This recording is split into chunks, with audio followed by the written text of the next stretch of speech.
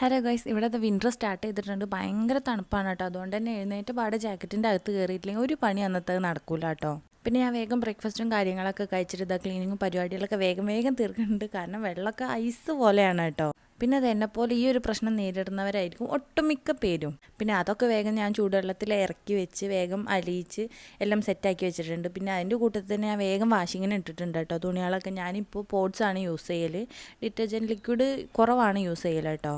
പിന്നെ എനിക്കാണെങ്കിൽ കുറച്ച് സാധനങ്ങൾ അറേഞ്ച് ചെയ്ത് വെക്കാനും ഉണ്ടായിരുന്നു കേട്ടോ. പിന്നെ ഞാനിതാ കറിവേപ്പിലൊക്കെ ഇങ്ങനെ എയർ ടൈറ്റ് ആയിട്ടുള്ള കണ്ടെയ്നറിൽ താഴെയും മേലും ടിഷ്യൂ പേപ്പർ വെച്ചിട്ടാണ് കേട്ടോ യൂസ് ചെയ്യുക. അതാകുമ്പോൾ നമുക്ക് മാക്സിമം യൂസ് ചെയ്യുക, വേഗം ചീത്തയായി പോകില്ല കേട്ടോ.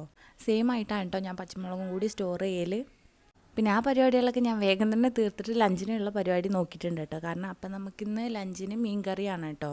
വീട്ടിൽ മീൻകറി വെക്കുന്ന ദിവസം നമുക്ക് എളുപ്പമാണ് കേട്ടോ പണി. കാരണം എന്താ വെച്ച് കഴിഞ്ഞാൽ അതിൻ്റെ കൂടെ സൈഡായിട്ട് തോരനോ കാര്യങ്ങളൊന്നും ഉണ്ടാക്കണ്ട. അതുകൊണ്ട് എനിക്ക് ഭയങ്കര ഇഷ്ടമാണ് കേട്ടോ.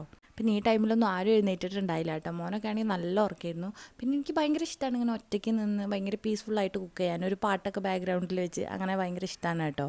അങ്ങനെ അത് വറുക്കാനുള്ള മീനും കൂടി ഞാൻ മസാല തേച്ച് വെച്ചിട്ടുണ്ടായിരുന്നു കേട്ടോ. പിന്നെ നോർമൽ സ്പൈസസും കാര്യങ്ങളാണ് കേട്ടോ യൂസ് ചെയ്തിട്ടുള്ളത്.